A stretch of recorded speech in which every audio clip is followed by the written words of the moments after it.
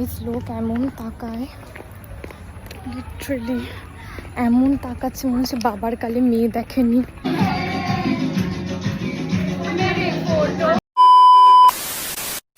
প্রথমেই বলে দিই, অনুষ্ঠানটাকে কোনো বিয়ের অনুষ্ঠান ভেবে আপনারা আমাকে লজ্জিত করবেন না। এটা ছিল আমাদের টিচার্স ডের অনুষ্ঠান। হ্যাঁ ঠিকই, টিচার্স ডে 5ই সেপ্টেম্বর পেরিয়ে গেছে। যেমন আমাদের পুজোর আমেজ কাটেনি, তেমন আমাদের শিক্ষক দিবসের আমেজ কাটে। লাইফ এরকম এনজয় করতে করতেই দিনগুলো খুব ভালোই কাটছে, কিন্তু কখন পরীক্ষার ঘন্টা বেজে যাবে তখন আমাদের আবার শেষ হয়ে যাবে। তো সেই সূত্রেই আমরা শাড়ি পরে সেজেগুজে চলে গেছিলাম। তারপর সেখানে কিছুক্ষণ নাটক করার পর থেকে সবাই এখানে কোমর দোলাতে শুরু করে, যেই না কোমর দোলাতে শুরু করেছে ব্যাস মাইক বন্ধ।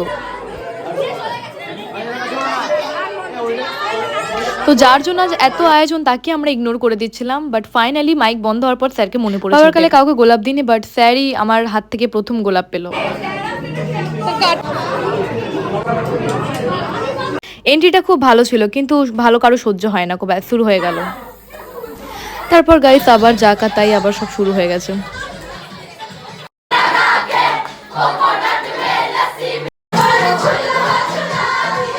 এত বাজেভাবেই নেচেছি যে স্যার একবারে বললো যে এবার বাড়ি চলে যাও। আমাদের নেচে হালাত খারাপ না, ও নাচেনি গাইস, ও কোনোদিনই নাচে না, ওর বিয়েতেও নাচবে না।